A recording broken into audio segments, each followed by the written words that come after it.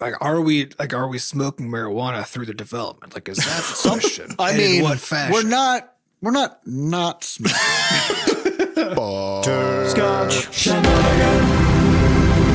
Hey everybody, welcome to episode 419 of Coffee with Butterscotch, the game dev comedy podcast of Butterscotch Shenanigans. I'm Seth and I'm the games programmer. I'm Adam, and I'm the miscellaneous programmer. I'm Sam, and I'm the flying man.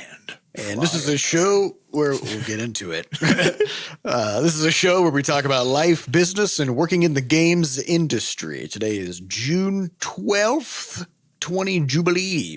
And before we get started, we have a warning. There's going to be profanity in this show. And we'd also like to thank our supporters over at moneygrab.bscotch.net, whose money we have grabbed. It's great. And we appreciate it. All right. Lots of stuff happened this past week. Mm-hmm. Let's talk about it. So, Crashlands 2 announced with the last podcast. So sorry that was a few hours late, but you got to respect those embargoes, you know? Sometimes you got to embargo yourself, you know? Mm-hmm. So we had to hold the That's podcast life. for a few hours to make sure we didn't spoil the surprise. Well, now hold on. Before we go deeper, people who have been listening to the podcast will be saying, what the fuck are you talking about? You announced Crashlands 2 years ago, which is true, you know, if you're part of the select elite audience of our podcast listeners. Yes. Yep. Yeah. But we didn't, we had no screenshots or video or anything released publicly. We've been keeping all that under wraps. Yeah, the so fact this we was were our- working on it was the only public.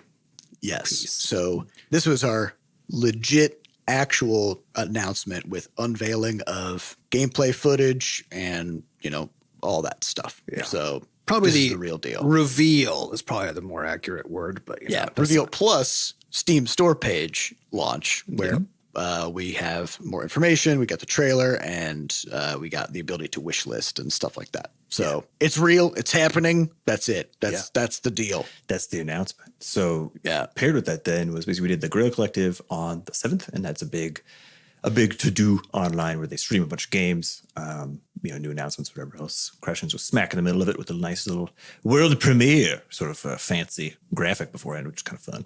And I was watching the chat, which is always both as a new dev. I think if you haven't done the rounds yet, you got to understand what you're looking at, which is live chat for any one of these things. There's always a hilarious, strange pile of screaming maniacs who are largely mad that a game that is maybe like a very specific to them game doesn't exist in this particular like direct or whatever. And they're just going to be yelling about that. So But it's they're like, also where's trying to show off. They're trying to one up each other also and like show off to each other. There's a whole wild Yeah.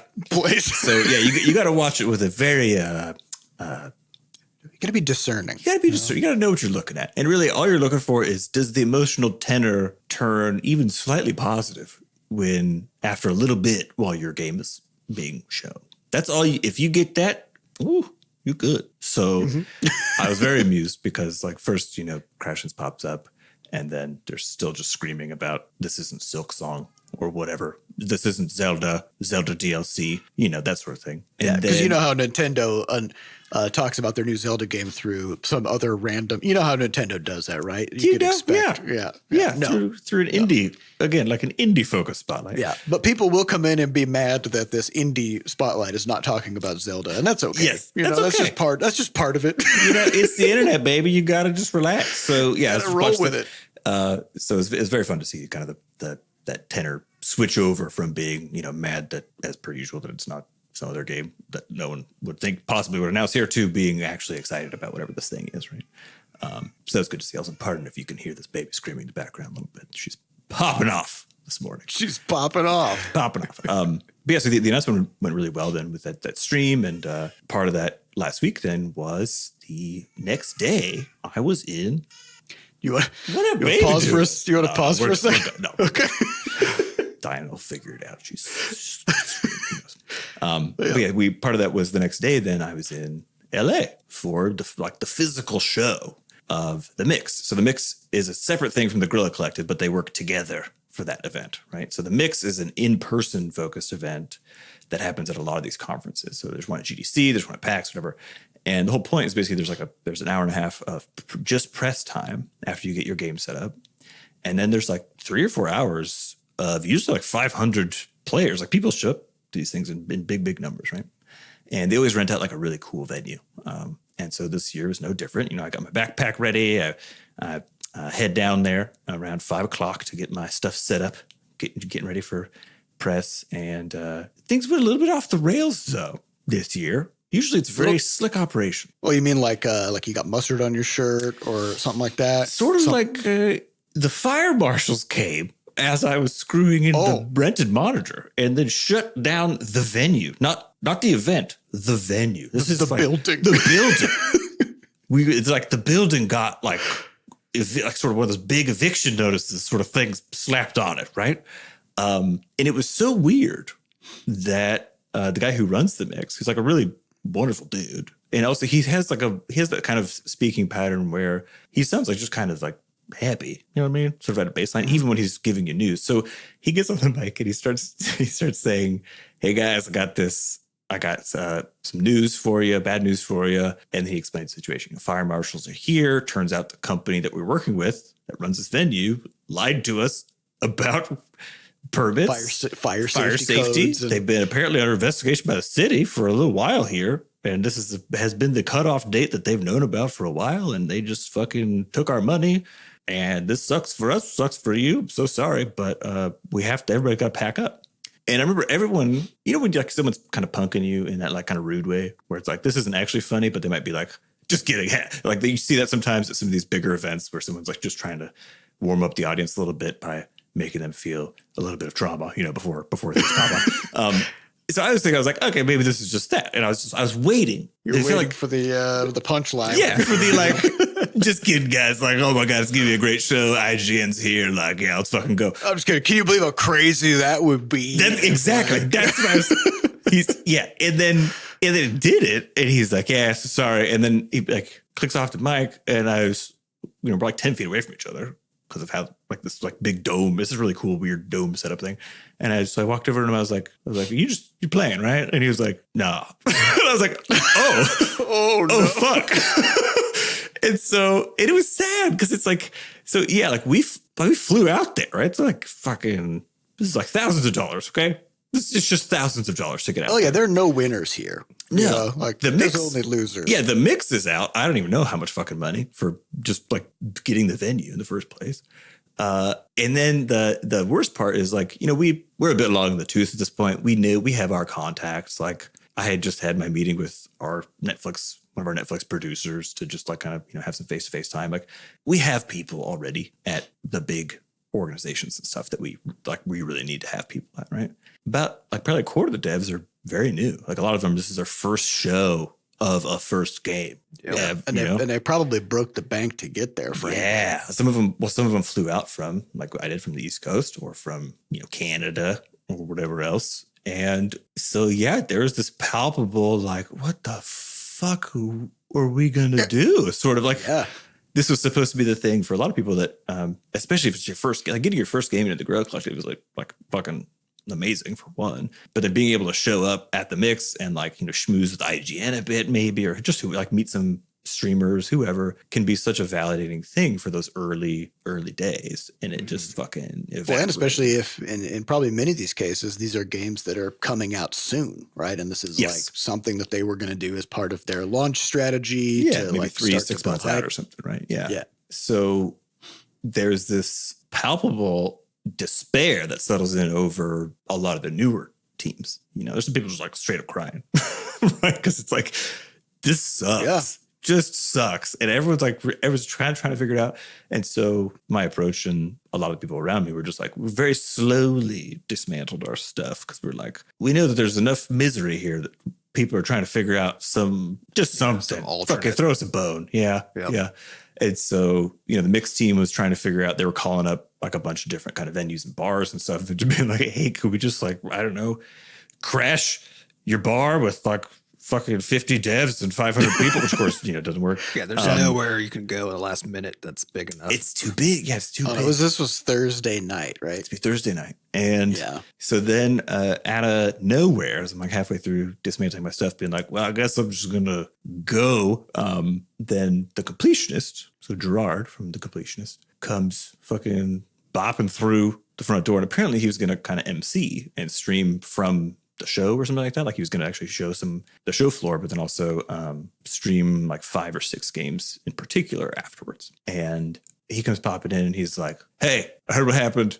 This is fucked up. My office is like an hour from here. So anybody who shows up, I will play your game for 15 to 20 minutes on stream, and we will just be there until everybody who shows up run out of games.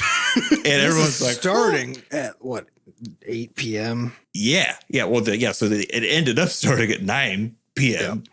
PST, right? And yeah, everyone was just like, what? Okay, yes. And so we ran over, and like everybody kind of gave us his address for stuff, and then this sort of migration of devs from this big building with plenty of room and like all the tech you need to the Completionist office, which is also it's a nice office, frankly. But there's so many devs that show up because it's like, I think he ended up playing like 25 games, like basically half of the whole fucking show. So he was just up like all night. I think it was a 7-hour. It was a 7 hours? Starting at like 9 p.m. Starting at 9 p.m. What a bro. He was so good. What a move. Good God. Coming in and just being like, I got you. I got everybody. Honestly, and it's like, we've talked a lot about the value of press versus the value of streamers, what you use these things for, and how you can use them to leverage for your launch and stuff like that. And the reality is that as far as like actual direct to players goes, like streamer coverage and YouTuber coverage is always better than press. Always. As far as like direct to say platforms or whatever else, like press coverage tends to be a little more, serious and a little more like. Yeah. So if you're looking for publishers and stuff, it's good to have the press coverage, right? Yeah. If you're trying to sell the game to the people, right? Then YouTubers and streamers are go. And so it ends up not being, I think, actually a loss for most people, frankly, who end up getting to do it. Because like the reality is that they weren't going to stream, they were only going to stream a few games, they were definitely not going to stream Crashlands. Like I was not on the docket, And so we basically drive over there, and then there's this like hour and a half where there's just this fucking whirlwind of, I was unloading fucking huge crates of booze and beer, or like all the drinks basically that they had from the show. They just like they were just like, fuck, I don't know. Like you guys just like people take it. And so we're just like we're just moving drinks in. We're moving like snacks and stuff, and then getting their office, which is like, they got like 2 floors in this building, which looks like a really good kind of multiple streamer setup and stuff. But just getting all that arranged for everybody, getting a big whiteboard and figure stuff out. And their team is just so nice and so wonderful. So like huge shout out to just that whole crew over there with the Completionists, because like they were so wonderful. Like just so wonderful that I was like, you just meet good people. Mm-hmm. There's just a whole crew of really good people. And so we then at about 8:30 or about at 9 o'clock are trying to get the stream live. And I managed to get Crashlands 2 as the first one on it, just by virtue of one, Gerard and I actually know each other because we've been around for like enough time that we saw him at a fucking conference years ago. And he was one of the judges. Yeah, and he played a shitload of Levelhead over the he revealed over the pandemic. We've participated in their Indieland event and done giveaways for keys and stuff like that.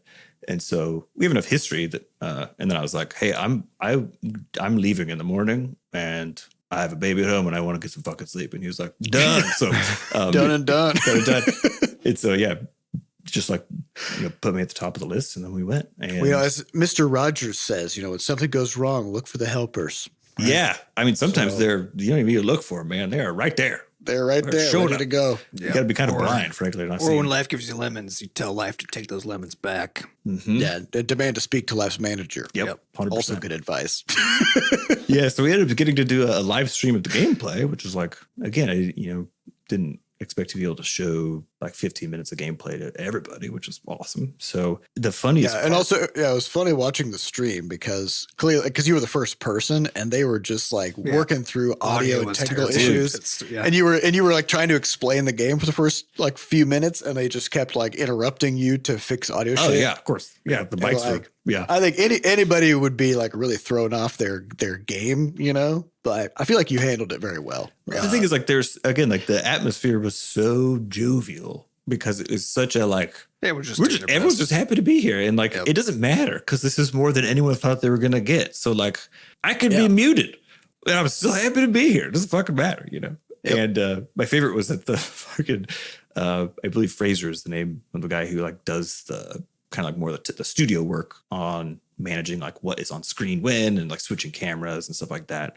And he had to, in the 15 minutes that someone else was playing the current game, had to do like a Photoshop edit of the overlay to add in the social information and the game name and the studio name for the next studio, get that exported. So he's like building the graphics in real time. Like this shit, I can't even tell you, there's like a duct tape canoe.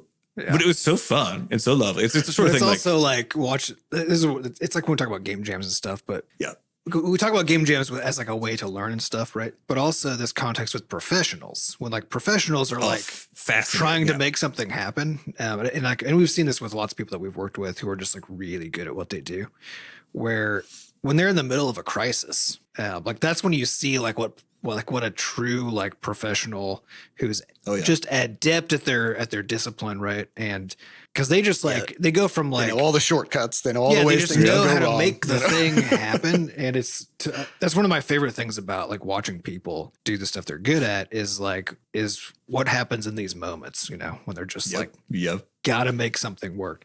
Yeah, it was awesome. So huge shout out to them for hosting everyone. And that's exactly the sort of thing, like, you know, if I wasn't leaving first thing in the morning, I would have just hung out until it was over. Cause like I was having great dev conversations. So I was talking that would have been like one of the best, cause like still in one of the our trenches, you know? Yeah, still one of our best, like the event that I still to this day, like know the most people from was Indie PopCon. Yeah. From that's 2015.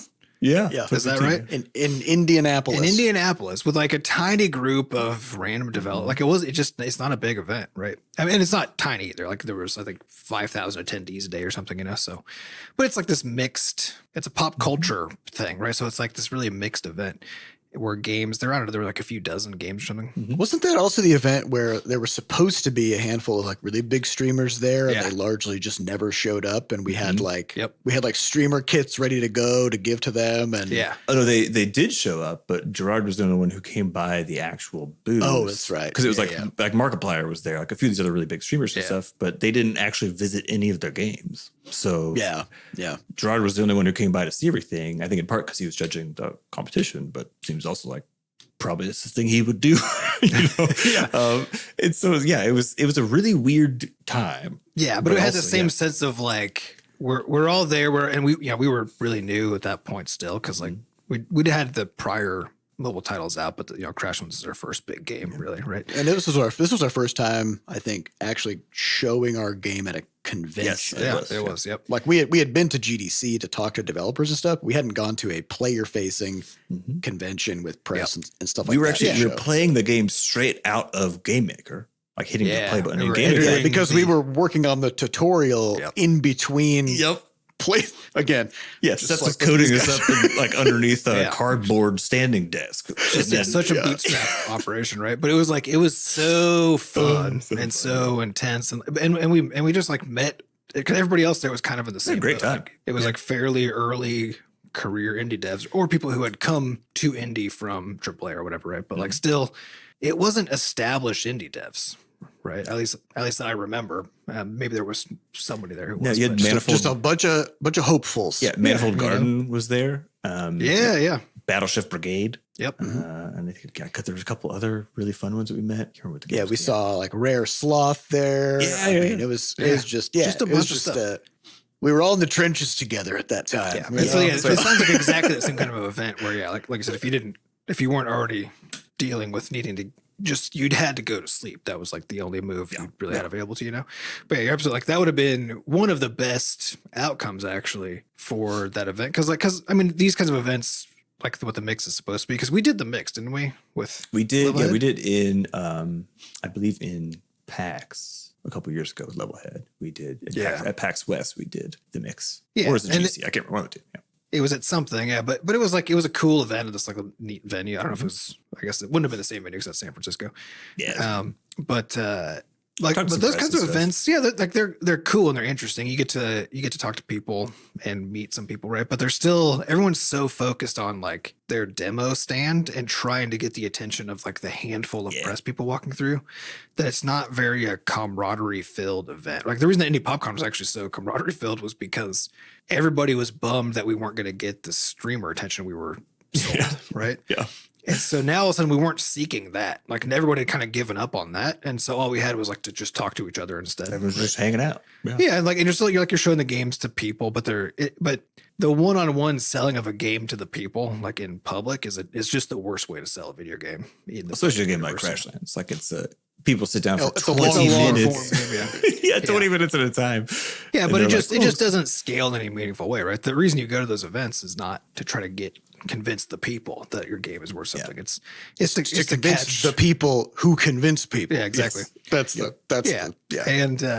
And I think that camaraderie thing and like being in the trenches, is just so impactful. I mean, so I'm glad that everybody, like, it's really awesome that the Completionist did that, and I hope that everybody else who attended, especially these newer devs, really got to get out of the experience what I you really can. hope so. Yeah, I hope so. So the night basically ended around like 10 or something like that when I left there. And it's like another hour back to it's like it was far out. It's another hour away. Gotta Uber back to the hotel, crash, and then just get up and fly home in the morning. But what's been super nice to see is, again, we talked about working on this game for 3 years in a black box, basically. While we've been talking about it, it's very different. You can talk about something till you're blue in the face, but showing people the thing and seeing their genuine reactions is always the question of like, did you make the correct decisions really about all this stuff? And the response has been just wonderfully positive. And everyone seems very pumped. And then on top of that, like just the total like wish list we've gotten over the weekend and stuff from the combination of the collective announcement and then our ballyhoo's been going out. So you might probably see that newsletter depending on when you've signed up for Butterscotch ID stuff.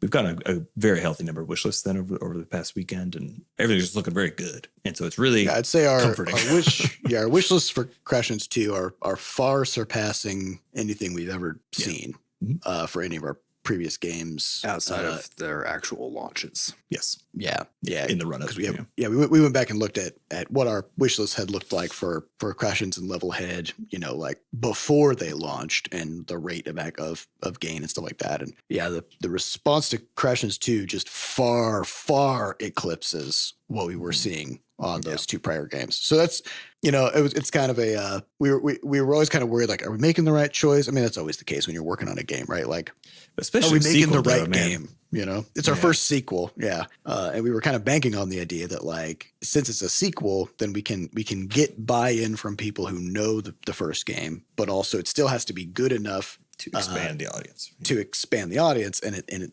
I don't know for sure if it's doing that, right? Because like, we don't know who the people wishlisting the game are, right? And we don't know what their experience is, but at the very least we can say that it seems to be resonating.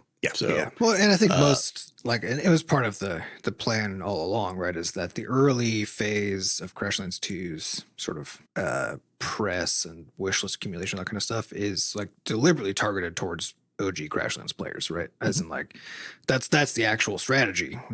And even with something like the mix, like all these things still have limited reach. Yes.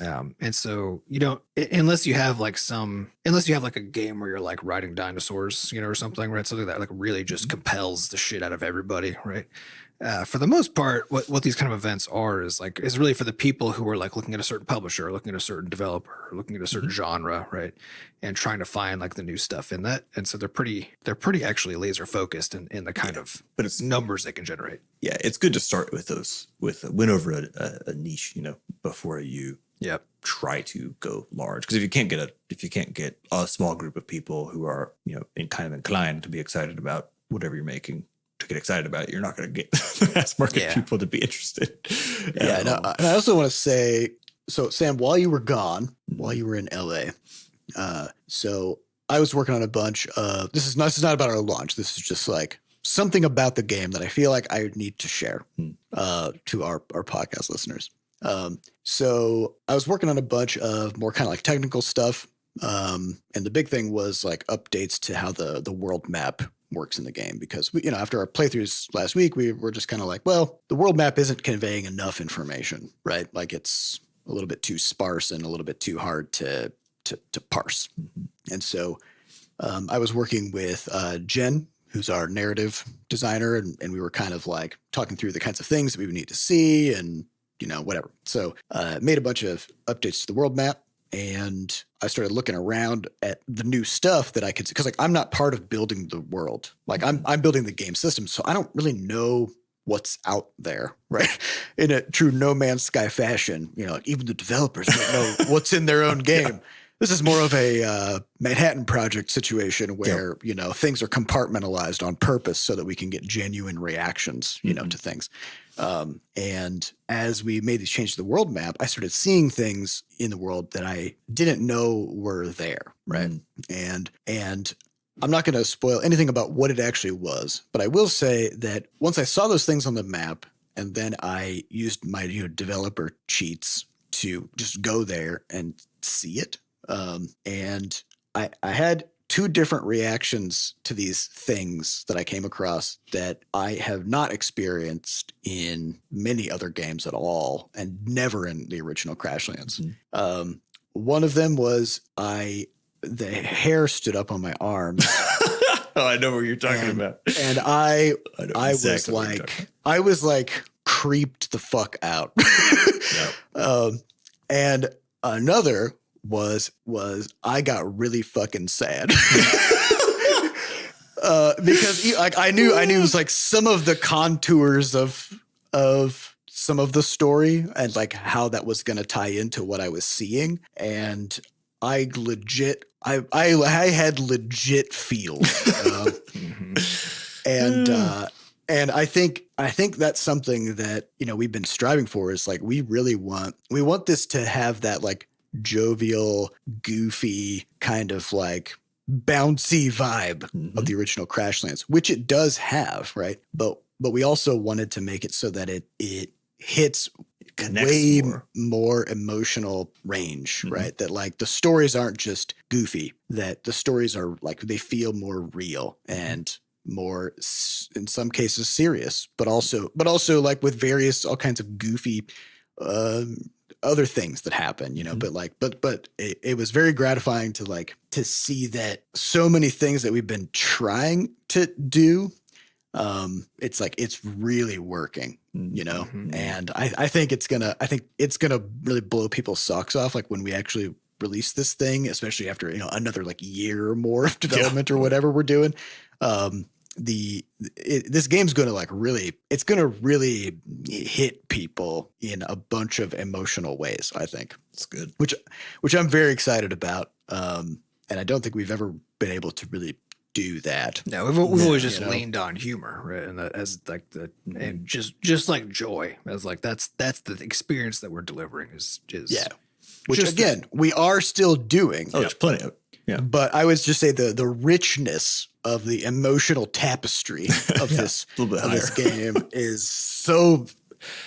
Yeah, and again, like I'm not saying this as somebody who's making the story or whatever, right? Like I'm not telling you what I want people to feel. You just parachuted in and we're like, oh fuck. I'm saying this is what I felt when I encountered these parts of the story as someone who isn't writing the story. Like I didn't know that these things were there. I didn't know what was going to happen, and it really hit me. Well, and that's despite knowing, because when I did my play test last Monday, a couple days before the announcement, but after we recorded the podcast episode about the announcement, right? So I still hadn't played the game at that point. Is that right? That is right. Yep. You played it on Monday or Tuesday. You played it on Monday. And we recorded on the prior Friday. Yeah.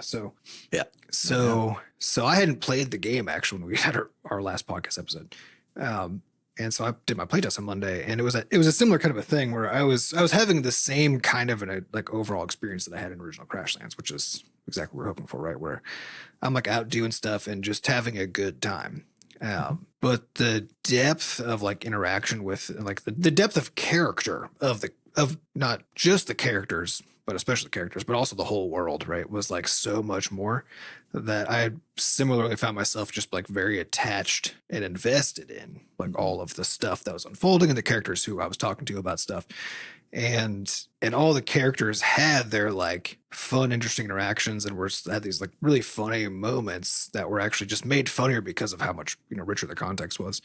But then they also all had these like hinted at, sort of traumatic backgrounds, right? Yeah. Just like in real life, that's kind of what all of life is for everybody. In real life, you can meet somebody and they can be a fun and amazing and interesting person who you love to be around and tell all kinds of jokes and stuff.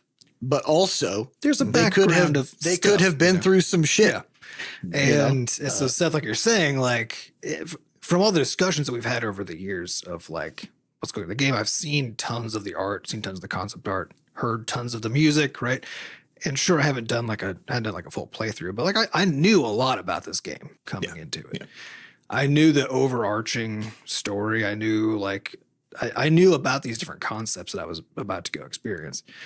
And even though that as like a spoiler effect, like would have reduced the impact of like then wandering into it experientially, the fact that it's still like, so I didn't have like the hairs raised on the back of my neck, right? But like I might as well have. Like there was that level of like I knew exactly what I was going to walk into. I'd seen the art before. Yep. But then walking into it was still this like this horrible like creepy experience, right? And then participating in some parts of the story, like as Seth said, like the beginning of the game is like alluding to some of this stuff that's going on that you start to then discover, right? And there's this moment where you interact with it, where if you interact with it with one of the characters who like has more direct relationship with that stuff that's going on, right? Then it was actually their response to it that like put the top on what was already this like very creepy, unsettling thing, and it turned it from that into this like this just like gut wrenching like thing. I'm sad. Yeah, but then like immediately outside of that, then I get to like leave that space, and I'm now back out like harvesting pop trees and like back into Crashlands. Right? Let's just dip our toes into unsettling, horrible territory. The whole point of that though is like because it's not just about then. It's not really the goal is not necessarily to make you feel sad, right? So much as it is that when you go down a bit in that emotional range and you kind of hit some of these things, then when you come back up, it almost like it widens the whole range, right? You can have a bit happier and bigger joy moments because you're able to dip down a little bit further, if that makes sense. Like the swing back up. Well, I think about this in contrast with like Diablo 4, which my wife and I have been playing. And I just like don't give a shit about the story of Diablo 4. That's never what it's been about. It's true. It's cool. It's very cool. It's cool, but like I'm not invested even slightly in the story, right? Like every time I interact with the character, they're just like, oh, there's demons are killing people, and like, and maybe maybe they're going to be a demon at some point, and you have to kill them, maybe not, But like, honestly, it's about accurate. That's the whole. That's the story of Diablo. But like, I do not care. It just doesn't fucking matter because like. And like you wander through towns and like all the villagers look like just, cloned stamps of sad, miserable people, right? And like the whole vibe is just everybody is sad and this world is terrible. That's the only vibe the whole thing has, right? And so you go talk to like there's one fucking guy you talk to in a town, like this little villager guy. He's like next to the healer who you can just go walk up to and click and they're like, oh, you're healed now, right? But this poor guy who's standing right there apparently doesn't seem to get healed, So he's just talking about how he's just got his 17th what is like lesion on his arm. I don't know, something. He's just like talking about there's a fucking magic healer just standing right next to me like, you don't have insurance, bro. Like, I assume it's because he's not it's like a hero capitalism kind of thing, right? So he's not a card carrying member. He doesn't have a potion. Yeah, the more services you get. You can't have a drink. If you don't have a potion, so you just but so like the whole world is just this, right? It's like dark in the most uninteresting way possible. Which is not to say like the game super fun. I've enjoyed. Great game. I've enjoyed its a lot of the quests for their specific flavors of gross darkness, right? But it is true that it's like opening cutscene also like top fucking savage. Tier, wonderful, like gross horror. It's like just great. Yeah, it's been really good. But yeah, you are right that it hits a note, and granted, hits it very well. In my opinion, like that sort of like this place is terrible and everything is miserable, and here's a bunch of flavors of that. it's a chorus of misery, right? Which is, but the absence of any range, though, and you're right. and the fact that the story is basically just like, oh, hey, demons again. That's demons like to murder people and do it in gross ways, and that's it. Like, it's not particularly compelling from a narrative perspective. Like, I always find this with any like villain story, you know, like so many of them are so fucking one dimensional. Where it's your big bad. I'm mad and so genocide. Yep. And maybe I haven't got to that point yet, but I actually can't even think of what the villain in Diablo 4's. She's called the daughter of hatred. She just likes things to be dead, I guess. She's apparently also made God. She made the world. Yeah, she like made the world, but then also. But she's like, oh, that was a mistake. But she doesn't even say that. She's not even like, I want to obliterate this thing. It's just like she would prefer to be demons. I don't know. I haven't beat it yet, so I still don't know what she's doing. I'm in the same boat as the character. Which is that the rule? Nice. You have to beat the game before you know what the villain is doing. They're trying to do the unfolding mystery, right? It's like clearly she's a villain, and we don't know why she's doing what she's doing, but she's doing a lot of things that are really bad. But that's all I got. So I don't know why. Yeah, it's very unclear. It's a problem for me with most things in the horror genre in general, which is they rely on being like gross and scary and dark and like just like that vibe, right? Mm-hmm. So intensely that all of the details of like the story are secondary because they're just like trying to find excuses to give you this stuff, you know? To the point where for the most part, I find like horror as a genre so fucking one-dimensional that I can't even be properly horrified. Yeah, because anytime you say, but why though? And there's just literally no answer. There's just no reason. It's like, why is this thing? Because I'm evil. Like this? Like that's it. Yeah. Yeah, but I'll say, I think back when we first started working on, like even just conceiving of what we wanted to do in Crashlands 2, we had these touchstones, and a big one was like Parks and Rec or The Good Place or like these shows that largely revolve around a cast of characters who like generally support each other and are like are very like it's very wholesome and has a lot of comedic moments and stuff, but also any given episode will like show a lot of they'll show a lot of the depth of like some of the things that the characters are struggling with or whatever. But then again, like we were saying, like that makes those positive, wholesome moments much stronger because or like Ted Lasso, right? Like you're cheering even when you see somebody who's kind of like a dick or whatever. Mm-hmm. Then as things progress, you start to actually sort of like sympathize with that person and you don't like hate them. You more just kind of feel bad for them and hope that they figure their shit out, you know, which is a much better vibe, you know, than just like this person is bad, is permanently bad, and the only solution to their badness is murder or whatever. So I think again, like as somebody who isn't part of the world creation and the story creation, and who just like gets to come in and see it from time to time. It's gonna really catch people off guard, I think, because the first game is very jovial. This game is also very jovial, but then like the fact that it has this depth to it, I think is gonna really resonate. Yeah. So I think big props, Sam. No, you know, to you and Jen for all that. Mm-hmm. Do you guys want to get into some questions? Yeah. Sure. Right. So highest upvoted question comes from Captain Jazz, and these questions come from our listeners over at podcast.bscotch.net. And now that we've, unveiled Crashlands 2, feel free to ask a lot more specific questions about it based on what you've seen. And we'll, maybe we'll see if we can answer them. We might answer them. Yeah. So Captain Jazz says, in preparation for episode 420, which is the next episode, in what ways is the Butterscotch crew blazin through Crashlands 2 development? I guess the question here is like, do they mean this literally? Do they mean it? Like, are we smoking marijuana through the development? Like, is that the question? I mean, in what fashion? We're not smoking. I would say this. Oftentimes people will ask us if we do drugs while we make our games because of how sometimes unhinged they are. Mm-hmm. And the answer 99.99% of the time is no. that's correct. Because it's really fucking hard to program on weed. Or do much of anything. But especially challenging design stuff, you know. Yeah, no. Now a little bit of booze will get you real far for lateral thinking, but only a little bit. Only a little bit. It's very easy to overshoot, and now you're dumb as a rock. You know, so you got. So in general, we just have like coffee and Ritalin. You know, because of our ADHD.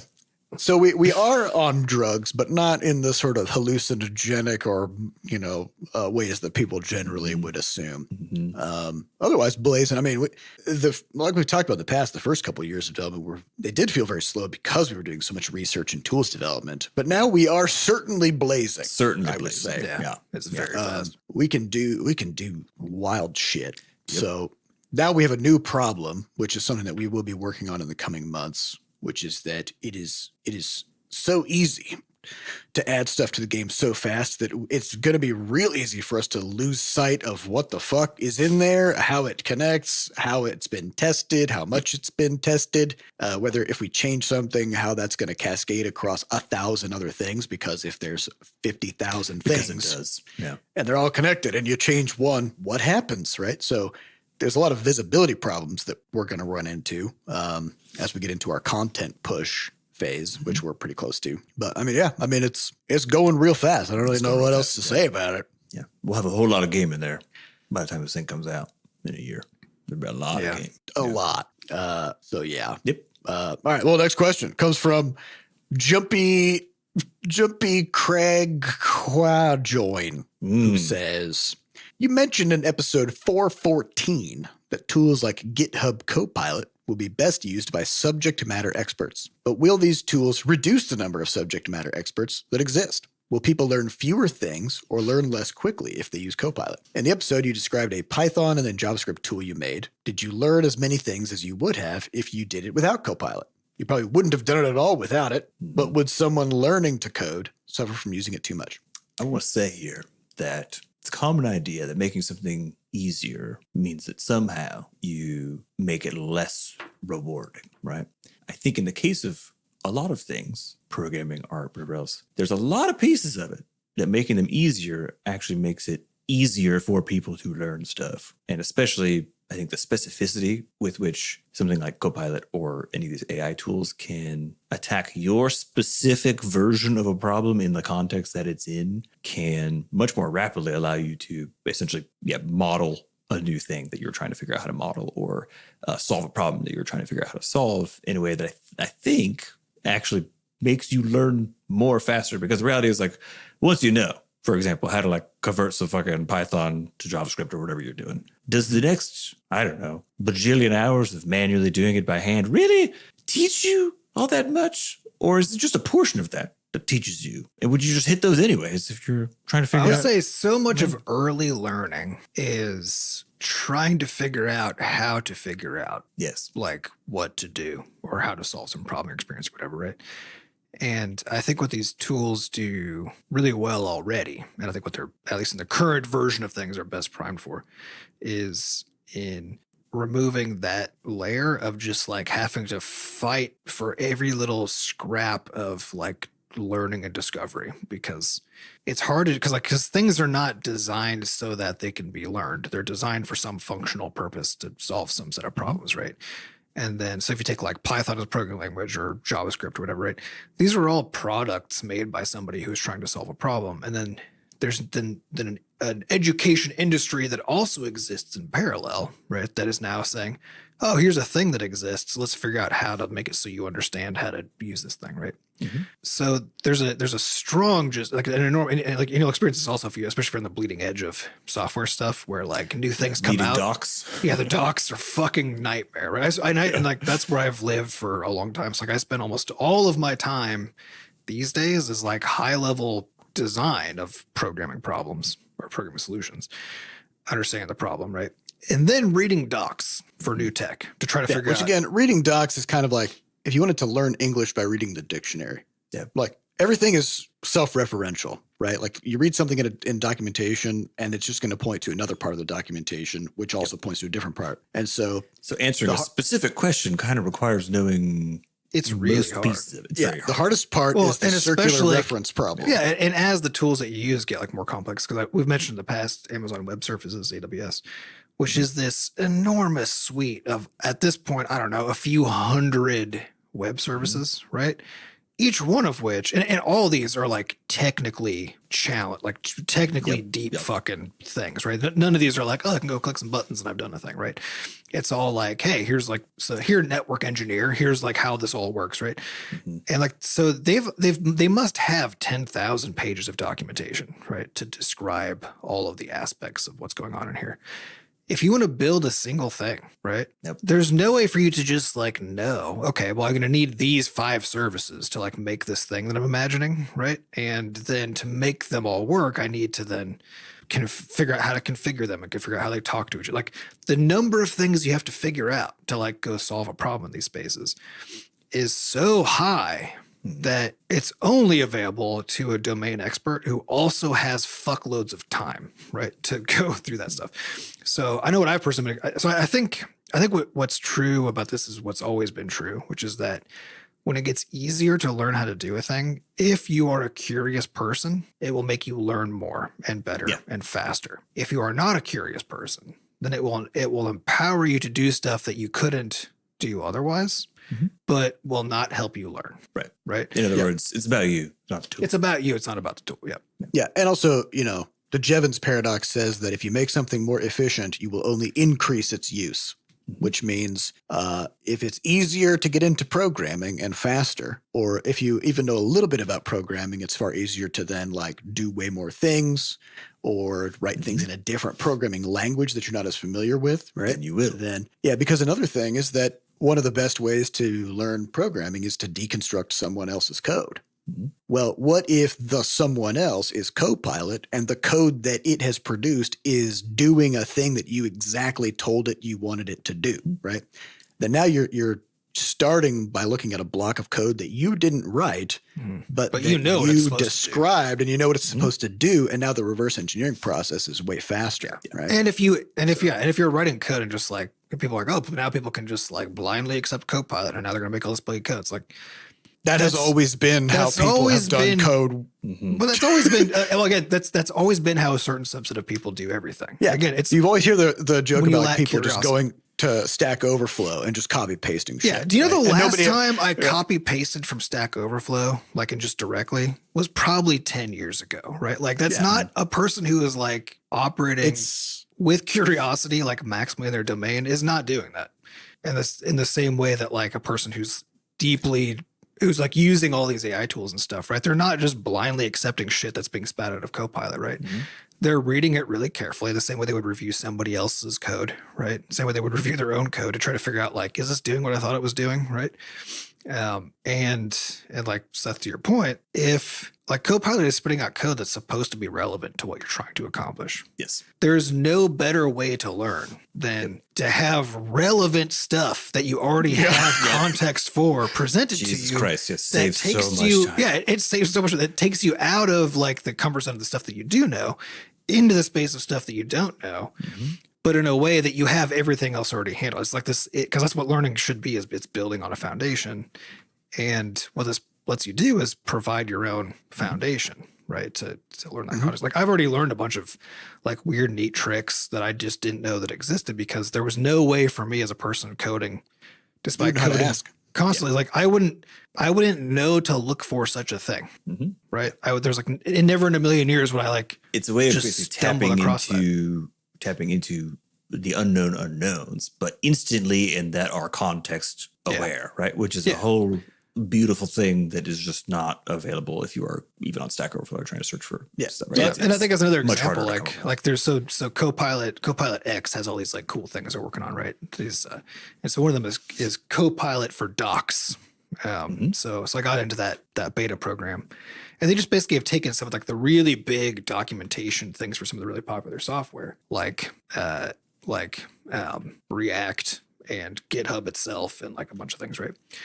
And they basically then applied basically chat GPT to it. So you can just now ask questions about those docs and how to do stuff, right? So I've been over here working on this Stitch. So Stitch is our sort of set of tools that we use for automating programming tasks for GameMaker. So I've been working on a VS Code extension to let us program our games in VS Code, right? That's a huge collection of really interesting, really hard problems, many of which I've never dealt with before.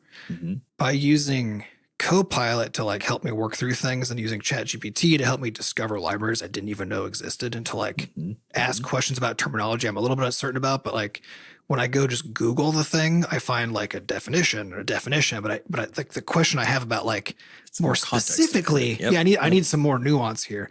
I can just supply the nuance and get an answer back, right? And then between like that and then Copilot for Docs, which knows about VS Code's all of its documentation and similar to AWS, it's literally hundreds and hundreds of pages of documentation, including like detailed API documentations and also including like blog posts that describe like new features that aren't documented anywhere else because like nobody keeps that shit up to date, right? Yeah. And so I can just ask it questions like, oh, how do I like make sure that like a portion of text is highlighted and like I know what that region is, or just anything, right? As I'm building out this extension. And it can give me the most likely place to look for the answer and a decent approximation of an actual answer out of the gate. Stuff that like I wouldn't be able to Google search for, stuff that I wouldn't be able to just like go to their doc site and like look at the hierarchical structure and be like, okay, I know what I'm trying to do. Now I know where to look here, right? Like stuff that's basically would have taken in the past a whole day of just like reading and following links and Googling stuff and like maybe asking questions at a forum somewhere, you know, or whatever. And then at the end of the day, condensed down to just minutes. Yeah, you're still like, here's my first guess. And it's like, because in the end, you still have to try it. And like the only way I can even understand what I'm looking at is because of my pre-existing domain expertise and be able to apply it, right? So so my opinion on this is that I think the people who are freaked out about how like these tools are going to make it so that people don't learn anymore. I think it's the same thing. It's the same people who were freaked out when computers were coming out and people were like, oh, if you can type, you don't have to like write by hand. How are you going to, whatever the fuck they were freaked out about. How are you going to send birthday cards? Yeah, or whatever. I don't know why how you are you going to write a check? I assume that's one of the things that you do. Yeah. Yeah, I think it's the same kind of stuff where it's going to move us into a place where you won't be able to be a developer without these tools. Yes. I think is very quickly we're going to end up. True. Yeah. Well, or you will be, but you'll still be 100% siloed into a slow rate of growth. Well, and that's what I mean is that the market for people who are not domain experts using this tool, so that market will exist because they can still accomplish things, right? And the market for people who are not domain experts and don't use these tools is gone. That's not going to be a thing. And then for people who are experts but don't use these tools, those people are going to get slowly kind of phased out because they'll be unable to keep up with changes over time. And just the sheer cost, like I was describing, like what used to take a whole day of my time to like learn a hard one lesson is 15 minutes. Is now minutes, right? Yeah. Like it's insane. Well, people can't keep up with that without using these tools. Yeah. So there's something kind of strange about this brave new world that we're coming into, which is that up until now, let's say you're a software engineer and you want to apply for some jobs, right? That job will say, we want a .NET developer with 7 years of experience, blah, blah, blah, right? Well, with Copilot, even in its current state, not even, disregarding what it's going to be like next year and the year after that, and, it's only going to get smarter and better. The only thing that really matters is critical thinking skills, right? Because you could come in as a Java developer with. Yeah, I was going to say also familiarity with the problem domain. Right, but the idea that your ability to program in .NET is exactly proportional to how many years you've been programming in .NET. That's not going to be true at all. That's going forward. It's just like, do you have knowledge of programming fundamentals and concepts? And even more so, can you understand answers? Can you formulate? Because there were some things that I've seen in other languages. Because I was playing with Rust a few months ago, right? Cool language, interesting, very different from something like JavaScript or GameMaker language. More akin to like C++, but also very different from that. So there were some concepts in there I'd literally never seen before. And I've done a lot of programming languages in my day. Like, so I've seen a lot of stuff, and there were some things in there and I was like, I don't even have like, it was kind of like when I was, yeah, it was kind of like when I was taking Chinese in college, and they were like, oh yeah, so like there's kind of like we have like, different kinds of words that use to like that go like a something of owls, a murder of whatever. Right? Mm-hmm. They have one of those, but for like every kind of thing, right? It's actually a part of speech that is used in like every sentence. Is like there's it has a term, right, and a category, but that category does not exist in English as a part of speech, right? As a grammatical entity, entire concept doesn't exist in English, right? And so like trying to map that on was like so challenging at that time, and it was similarly when I was digging into some Rust stuff. There were a few things where I was like, this is so foreign to me that I don't have anything to start from to start reasoning about it, except I know enough about programming in general. I know enough about like formal languages. I know enough about problem solving in the space, and I have access to a tool like ChatGPT where I can formulate some questions, right? Mm-hmm. And understand what I don't understand about the answers that come back to ask more questions, right? So I think it's that combination of like curiosity and enough domain expertise that you can ask the right questions. Like that's the thing, because and stuff like you're saying, like it would still like a person who's been doing .NET for 10 years, like if they're doing .NET and using ChatGPT and these kinds of tools today, like I'm not going to catch up with them in a million years, right? But I could look at their code today, having never touched .NET, with these tools, and I could figure out what's going on, and I could actually contribute the same day, right? Yeah.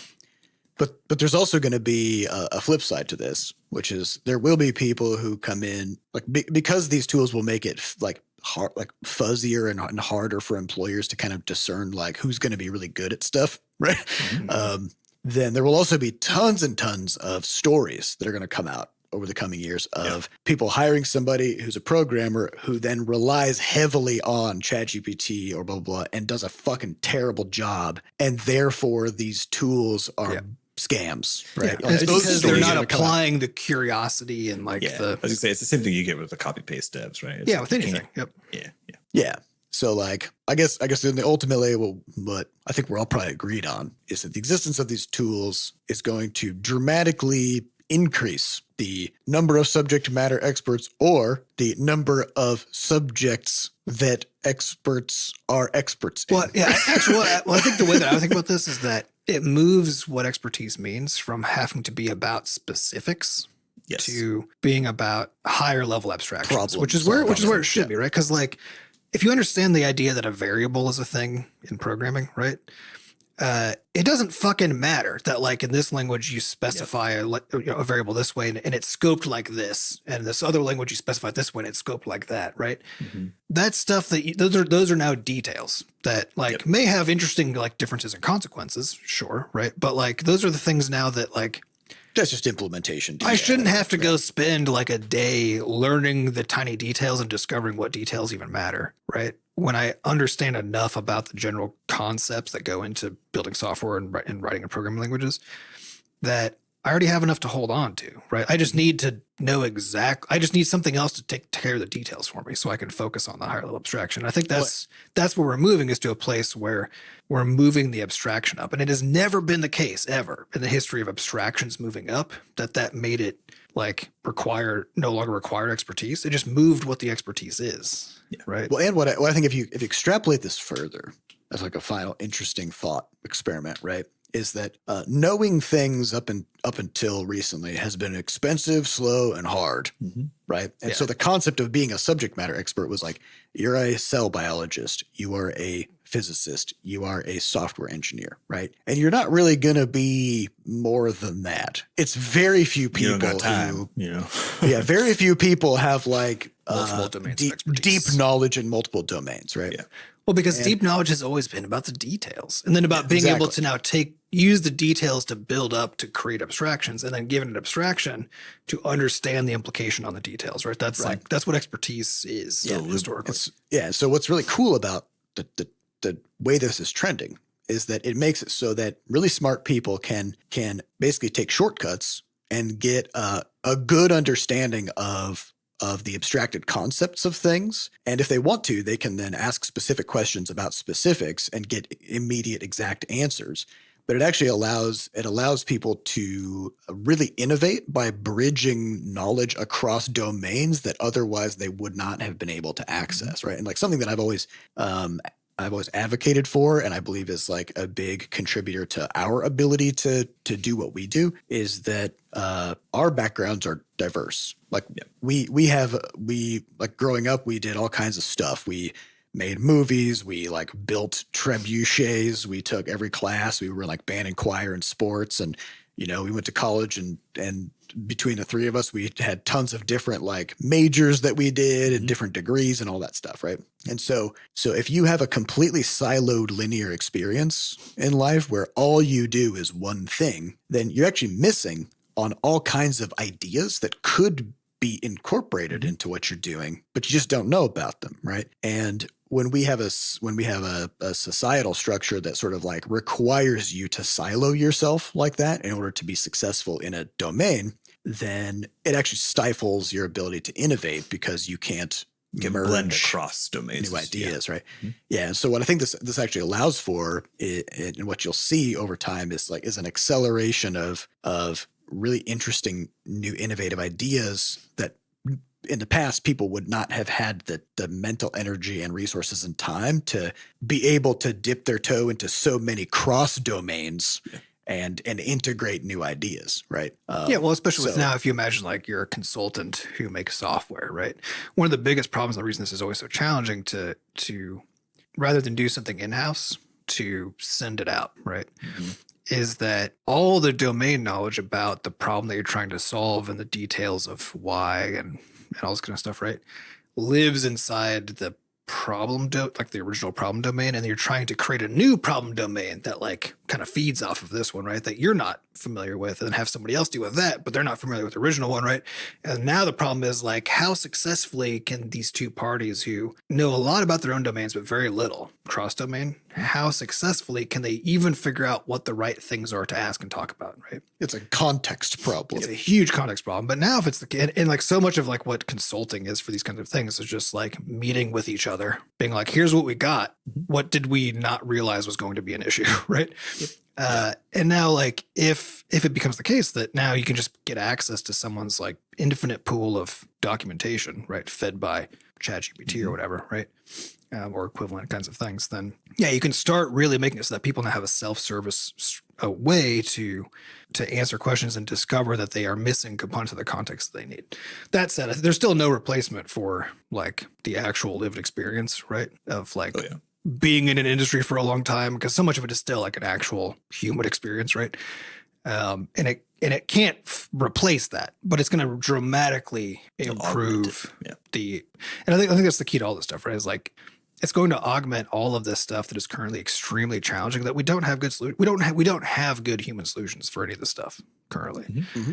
And it's going to make the human solutions that we do have much more accessible and much more manageable than they have been historically. Yeah. So I'd say we've talked about the T-shaped person, right? Where you have like a capital T. You've got like broad knowledge in a whole bunch of things and a deep knowledge in one thing, right? Mm-hmm. Like this just makes it like a fat T, right? It makes it like a fat underscore is what it turns or a rake-shaped person, you know? Rake, yeah. Or like some I don't know, but like it changes the shape. It changes the shape of it, right? Like you're gonna be able to have deep knowledge in several domains because it's quicker to get there, and you're gonna be able to straddle more things. Well, and again, I think cool. To me, like the thing that's the most powerful is that it moves the value, like the human value add, into the abstraction space.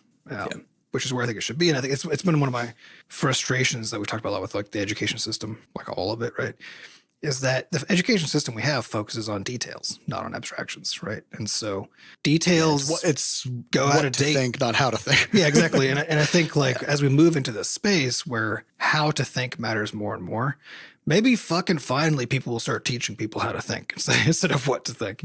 And then that'll be good for everybody, for all domains. We can only hope, you know. Yeah. So, I think that's all the time we have for this week. Thank you very much for the question. We appreciate it.